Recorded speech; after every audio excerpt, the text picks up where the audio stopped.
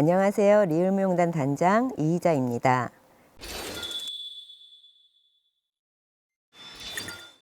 리을무용단은 전통의 현대화를 향해서 다양한 시도들을 하고 있습니다. 아주 오랜 시간 동안 버텨오며 살아남은 것들이 전통이 되어 있다고 생각을 해요. 우리의 전통이 현대인들에게 오래 살아남으려면 끊임없이 변화를 추구해야 된다고 생각을 하고요. 현대화를 가기 위해서 가지고 놀 수 있는 것들은 굉장히 다양하다고 생각을 합니다. 영원 같은 작품에서는 십장생도를 무대에 띄운 적이 있고요. 사당탈을 무대에서 쓰기도 했고요. 커다란 코트를 오브제로 사용을 해서 무대에서 굉장히 다양하게 변화를 합니다. 어떤 물건이라는 것은 그것이 사용하는 사용의 의미를 갖고 있잖아요. 있는 그대로 나에게 비춰지는 그대로 내가 느끼는 그대로 다양한 해석을 하실 수 있는 거기 때문에 관객들에게 재미뿐만이 아니라 작품을 해석하거나 이해하는데 훨씬 더 풍성한 방향들을 가져다 줘요. 지루하지 않은 전통, 새로운 전통 이런 것들을 추구하는 정신들이 리을무용단 안에 있습니다. 집에 남아있는 작은 훈장이 하나 있는데 세계무용 콩쿠르였던 것 같은데 그때 그 무대에서 장고춤을 췄던 게 기억이 납니다. 그때의 그 조명, 그때 사람들의 소리 그런 것들이 아직 제게 남아 있어서 너무 당연하게 계속 한국무용을 했고 나이가 들면서 우리 것에 대한 생각, 내가 하고 있는 것에 대한 가치 이런 것들이 느껴지면서 오히려 그렇게 달라진 것 같아요. 실제로 춤을 춘다는 건 되게 아픈 일이기도 해요. 무대에 선다는 것 자체가 굉장히 긴장되고 어려운 일이기도 하고요. 그런 두려움이 이제 커지다 보면 스스로 도망가게 되죠. 여기서 더 이상 나아가지 못하겠구나. 나의 한계는 여기까지인 것 같다. 그런 생각이 들었을 때 그때부터 진짜였던 것 같아요. 귀신 이야기는 우리의 전통춤이 좀 느리고 무리를 걷는 것 같은 귀신 같은 호흡이라고 보여지는 것들에 착안을 해서 그러면 그냥 귀신이 등장하면 되지 않을까.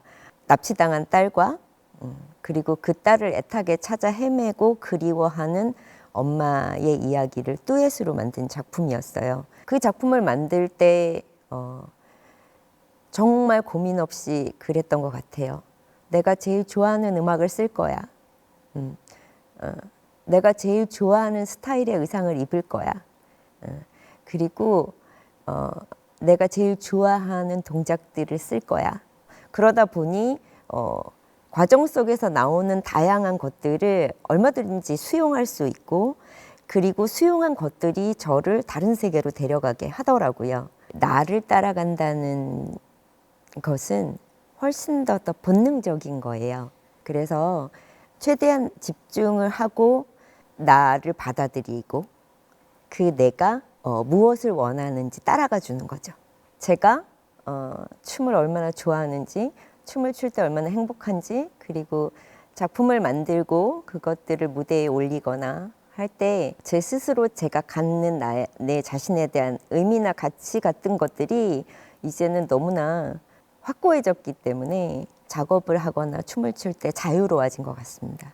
2020년부터 온라인 콘텐츠를 만들기 시작했어요. 단원들과. 사당이라는 캐릭터가 과거에서 타임슬립해서 와서 현대를 돌아다니며 다양한 이야기들을 춤으로 엮어냈고요. 물론 굉장히 많은 말들을 듣기도 했고 이게 춤이냐라는 얘기도 들었었죠.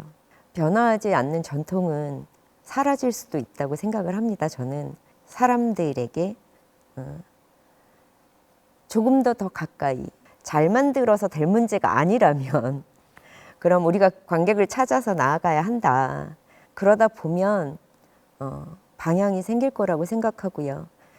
방향이 생기면 보다 많은 사람들이 그 방향을 향해 나아갈 거고 그러면 그 길이 열릴 거라고 생각을 해요. 너무 멀어져 있는 전통이 아이들의 일상에 어떻게 자연스럽게 스며들 수 있을까? 즐겁고 신나고 그리고 자연스럽고 그런 것들이 아이들의 기억 속에 스며들게 하기 위해 춤춤춤 놀자라는 교육 프로젝트를 기획했습니다. 참가자 아이들하고 전통춤을 배우고 수업이 끝나고 나면 아이들이 원하는 영상을 같이 그룹별로 찍기도 했고요. 수업이 끝나고 집에 가는 아이들이 전통 소품들을 가지고 가서 가족들과 함께 자유롭게 또 영상물을 찍어서 콘텐츠를 만들기도 했고요. 저는 정말 놀라웠어요.